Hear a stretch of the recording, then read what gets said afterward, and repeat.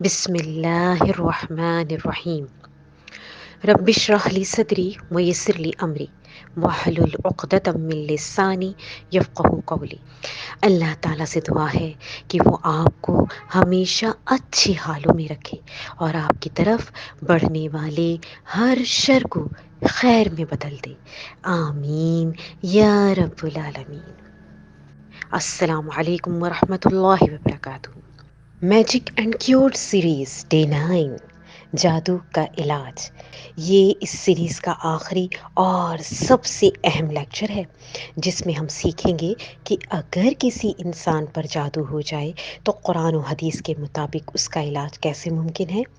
جادو برحق ہے، لیکن سب سے بڑا مسئلہ یہ ہے کہ زیادہ تر لوگ جنہیں شک ہوتا ہے کہ ان پر جادو ہوا ہے، در حقیقت ان پر جادو نہیں ہوتا۔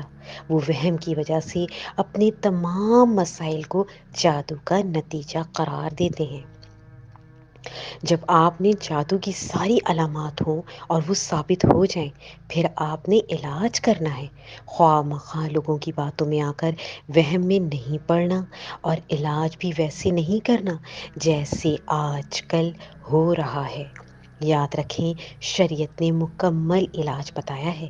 امام ابن قدامہ کہتے ہیں، جادو کا علاج قرآن سے کیا جائے یا ذکر اذکار سے یا ایسے کلام سے جس میں شرعاً کوئی قباحت نہ ہو، تو ایسا کرنے میں کوئی حرج نہیں۔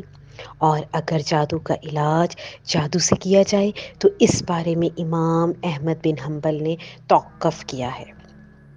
جادو کے علاج کے 2 طریقے ہیں۔ نمبر 1، جو کہ قرآن اور مسنون اذکار اور دعاؤں سے ہوتا ہے۔ نمبر 2، جو کہ شیاطین کا تقرب حاصل کر کے اور انہیں مدد کے لیے پکار کر جادو سے ہی ہوتا ہے۔ اور اس لیے علاج کے بارے میں رسول اللہ صلی اللہ علیہ وآلہ وسلم اللہم صلی وسلم علی نبینا محمد نے فرمایا، جادو کا توڑ شیطانی عمل ہے، ایسے علاج درست نہیں ہے، کیونکہ رسول اللہ صلی اللہ علیہ وآلہ وسلم نے جادوگروں کے پاس جانے سے روکا ہے اور ان کی باتوں کی تصدیق کو کفر قرار دیا ہے۔ امام ابن القیم نے بھی جادو کے علاج کی یہی 2 اقسام بتائی ہیں، اور ان میں سے پہلی کو جائز اور دوسری کو ناجائز قرار دیا ہے۔ جادو کا پتہ چلوانا، آپ پر جادو ہے کہ نہیں، وہ آپ علامات سے چیک کریں۔ برائے مہربانی کسی ایسے بابا جی کے پاس مت جائیں جن میں جادوگر کی علامات ہوں، اور جو معقل سے پتہ کروائیں کہ جادو ہے یا نہیں۔ رسول اللہ صلی اللہ علیہ وآلہ وسلم اللہم صلی وسلم علی نبینا محمد کے پاس تو نہیں تھے معقل۔ اس وقت تو زیادہ ضرورت تھی نا کہ پتہ کروایا جائے کہ منافق کون ہے اور وہ کیا چالیں چل رہے ہیں۔ رسول اللہ صلی اللہ علیہ وآلہ وسلم اللہم صلی وسلم علی نبینا محمد نے تو نہیں غیب سے پتہ کروایا، تو آپ کیسے غیب سے پتہ کروا سکتے ہیں کہ جادو ہوا کہ نہیں؟ جادو کیا کس نے ہے، یہ بھی باقاعدہ بتایا جاتا ہے کہ جادو کس نے کیا۔ تو خود سوچیں، جب رسول اللہ صلی اللہ علیہ وآلہ وسلم اللہم صلی وسلم علی نبینا محمد نے غیب سے نہیں پتہ لگوایا کہ منافق کون لوگ ہیں، تو ہم یہ سب کیسے کر سکتے ہیں؟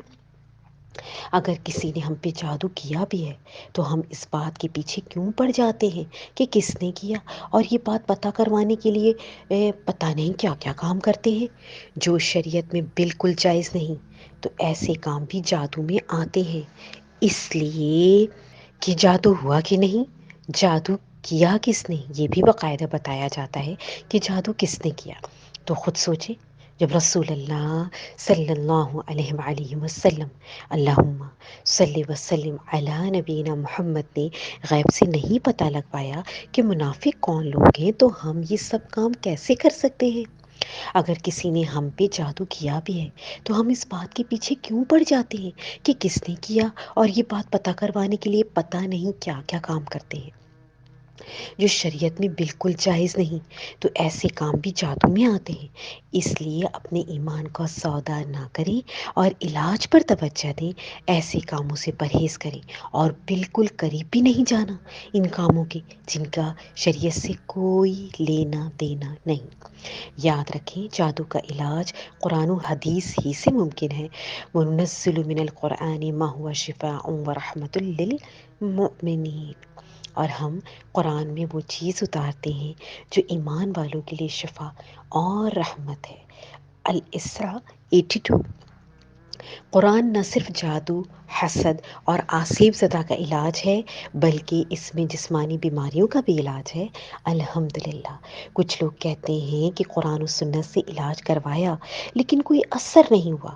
اب کسی کو عمدہ ماڈل کی گن لا دیں اور شوٹ کرنے کا کہیں، لیکن اس کے بازو کمزور ہوں اور نشانہ صحیح نہ لگ نہ پائے، تو آپ بندوق کو تو نہیں بلیم کریں گے نا، اس شخص کو ہی کریں گے، کیونکہ اس میں وہ بندوق چلانے کی صلاحیت ہی نہیں تھی۔ ایسے ہی اگر آپ کا ایمان اس لیول کا نہیں، یا آپ کو نہیں پتا کہ علاج کیسے کیا جائے قرآن سے، اور نہ ہی اتنا پختہ ایمان ہے اس بات پر کہ قرآن سے ہی جادو کا علاج ہوگا، تو یہ مت کہیں کہ اس سے علاج نہیں ہوتا۔ قرآن کو بلیم نہ کریں خدا را۔ ہمیں اس دور میں اپنا ایمان پختہ کرنے کی ضرورت ہے۔ اگر ساری دنیا گھوم لے، کبھی ایک بابا جی کے پاس، کبھی دوسرے، اور تعویذ اور دیگر بہت سے غلط کام کر کے کہیں کہ چلو اب قرآن سے بھی علاج کر کے دیکھ لیتے ہیں، تو ایسے آپ کا علاج بالکل نہیں ہوگا، کیونکہ ہم میں سے اکثر لوگ اس بات پہ اتنے پکے ہو چکے ہیں کہ کسی بابا جی کے پاس جانا، ان سے تعویذ لینا، اسے گلے میں ڈالنا یا ایک بازو پہ باندھنا، کچھ دنوں بعد دوسرے پر، یا گھر کے صحن میں دفنانا، یا قرآن کے نیچے رکھنا، یا کسی وزنی شے کے نیچے رکھنا، اور پتہ نہیں ہم کیا کیا خرافات کرتے رہتے ہیں، اور معاملات میں بہتری تو نہیں آتی بلکہ مزید بگاڑ ہی پیدا ہوتا ہے۔ یہ سب کرنے سے اللہ پھر ہمیں انہی چیزوں کے حوالے کر دیتے ہیں۔ نہیں ہوتا ہم پر اثر قرآن کا، اور نہ ہی شفا ملتی ہے۔ تو سب سے پہلے ایمان پختہ کریں کہ صرف اسی طریقے سے علاج ہو سکتا ہے جو احادیث سے ثابت ہے اور قرآن سے۔ اللہ کے لیے باقی سب ایسے کام جو آج کل ہو رہے ہیں علاج کے نام پر، ان میں پڑھ کر اپنا ایمان نہ کھوئیں۔ رسول اللہ صلی اللہ علیہ وآلہ وسلم، اللہم صلی وسلم علی نبینا محمد پر جس نے جادو کیا، اس نے گرہیں لگائیں بالوں پر، تو ہمیں بھی کوئی بابا جی قرآن پڑھ کر بھی کسی شے پر گرا لگا کر دے تو جان لے وہ جادو ہے۔ اکثر لوگ خانہ کعبہ کا دھاگا چوری کر کے اپنے مریدوں کو دیتے ہیں علاج کے لیے۔ کون سا علاج ہے جو چوری کے مال سے ہوتا ہے؟ ہمیں ایسے عوامل کے پیچھے لگا کر حق سے بہت دور کر دیا گیا ہے، اس لیے ہم پر کچھ اثر نہیں ہوتا۔ جادو کا علاج پریکٹیکلی کیسے کیا جا سکتا ہے، یہ چند چیزیں آپ کو چاہیے: پانی، شہد، زیتون کا تیل، بلیک سیڈز، پانی 5 یا 6 لیٹر، تعوذ تسمیہ سے شروع کریں، پھر سورہ الفاتحہ کی تلاوت کریں۔ سورہ الفاتحہ کی ہر آیت پڑھ کر پانی میں 3 دفعہ پھونک ماریں، ایسے کہ اس پھونک میں تھوڑی بہت ہوا ہو اور تھوڑا بہت تھوک۔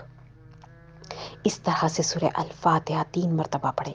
اس طرح سے زیتون کا تیل لے کر بھی 3 دفعہ سورہ الفاتحہ پڑھیں، پھر ان دونوں کو لیں اور مکمل سورہ البقرہ پڑھیں۔ درمیان میں وقفے وقفے سے 3 مرتبہ پانی اور تیل پر پھونکے مارتے رہیں، اور پھر آیت الکرسی پڑھیں اور وقفے وقفے سے 3 مرتبہ پھونکے ماریں۔ پھر سورہ البقرہ آیت نمبر 102 3 دفعہ پڑھیں۔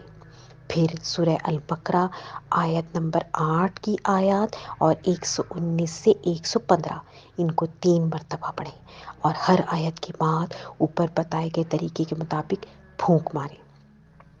پھر سورہ نمبر 10 اور آیت نمبر 82 89 3 مرتبہ اسی طریقے سے پڑھیں۔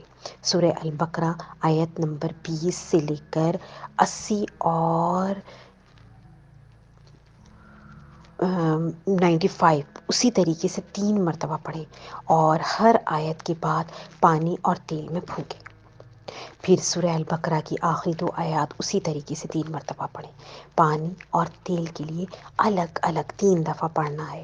پھر سورہ اخلاص 3 مرتبہ اسی طریقے سے پڑھیں۔ پھر معوذتین، سورۃ الفلق اور سورۃ الناس 3 مرتبہ ایسے ہی پڑھیں۔ اب اس زیتون کے تیل کو 7 دنوں کے لیے ہر رات سونے سے پہلے بسم اللہ پڑھ کر سارے جسم پر لگائیں۔ اس پانی کا 1 گلاس غسل کرنے والے پانی کے ساتھ ملا کر غسل کریں۔ پھر بلیک سیڈز کی 1 چٹکی لیں اور اسے دم کیے ہوئے پانی کے 1 گلاس میں ڈالیں۔ پھر اس میں 1 چمچ شہد ملائیں۔ اس کو دن میں 3 دفعہ پئیں، صبح، شام اور رات میں۔ یہ اعمال 7 دن تک کریں۔ شروع کے دنوں میں بغیر کوئی جسمانی مشقت کیے درد ہوگا، مگر یہ عمل جاری رکھنا ہے۔ یا پھر سبز بیری کے ساتھ پتے لے کر 2 پتھروں کے درمیان کوٹا جائے، پھر ان میں اتنا پانی ملا لیا جائے جو نہانے کے لیے کافی ہو۔ پھر مندرجہ ذیل آیات پڑھ کر پانی پر دم کیا جائے۔ آیت الکرسی، سورہ اعراف 117 122، سورہ یونس 79 سے 82، سورہ طٰہٰ 65 سے 70، چاروں کل اور چند امور جو رسول اللہ صلی اللہ علیہ وسلم سے ثابت ہیں کہ اگر جادو ہو تو کریں۔ روزانہ چوتھا کلمہ فجر کے بعد 100 بار پڑھیں۔ جو یہ پڑھ لے گا شام تک اس پر جادو اثر نہیں کرے گا۔ شام کو آیت الکرسی پڑھ لے، صبح تک جادو اثر نہیں کرے گا۔ سورہ بقرہ کی کثرت سے تلاوت حدیث کے مطابق جس گھر میں پڑھی جائے، شیطان 3 دن اور 3 راتیں اس گھر میں داخل نہیں ہوتا۔ ذکر و اذکار زیادہ کریں، ایسے شیطان اثر نہیں کر پائے گا۔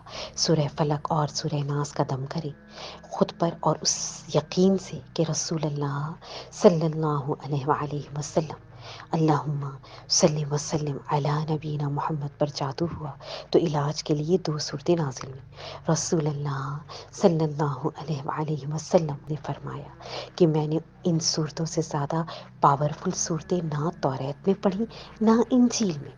کتنے لوگ ہیں جو یہ صورتیں پڑھتے ہیں جادو کے علاج کے لیے؟ کوئی بھی نہیں پڑھتا، سب ٹونے ٹوٹکے اور دھاکے اور چلے وغیرہ کرتے ہیں۔ اگر دن میں آپ 5 نمازیں نہیں پڑھتے، جادو نہیں ٹوٹے گا، جو کچھ مرضی کر لیں۔ اکثر جادو کے مریض کئی دن کپڑے نہیں بدلتے، نہاتے نہیں، اکثر کمرے میں بند ہو جاتے، کئی دن کچھ کھاتے بھی نہیں۔ تو گھر والے قرآن کی تلاوت کریں، زبردستی کپڑے اتروا کے جلا دیں اور غسل کروائیں، مریض کو صاف ستھرا کریں۔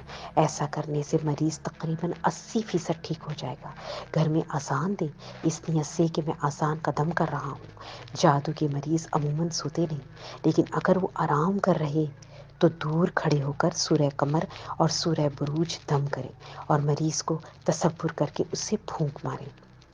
مریض پر سختی نہیں کرنی، اللہ سے پناہ مانگیں اور دعائیں کریں۔ جادو کی چیزوں کو دفن کر دیں اور رقیہ شریعہ کریں۔ رقیہ آپ خود پر کر سکتے یا کسی قاری کی آواز میں سن سکتے۔ قاری مشاری کی سن لیں تو بہت زیادہ بہتر ہے۔ یہ جادو کے علاج کے لیے بہترین ہے اور دیگر بیماریوں کے لیے بھی۔ یہ بیسیکلی دم ہی ہے، عربی میں اسے رقیہ کہتے ہیں۔ آپ کو سر درد یا کسی بھی جسمانی بیماری کے لیے سن سکتے ہیں۔ اس کے علاوہ ہم نے جادو کی اقسام پڑھی تھی، تو شیخ عبدالسلام بالی کی ایک کتاب ہے جادو کا علاج۔ اس میں ہر قسم کے جادو کی بہت ڈیٹیل سے علامات اور علاج بتایا گیا ہے، تو آپ سے انشاءاللہ وہ PDF بھی شیئر کی جائے گی۔ جزاکم اللہ خیرا کثیرا فی دنیا والآخرہ وأحسن الجزاء۔ آج ہمارے جادو کی سیریز کا اختتام ہوتا ہے۔ دعاؤں میں خاص یاد رکھیے گا۔ فی امان اللہ۔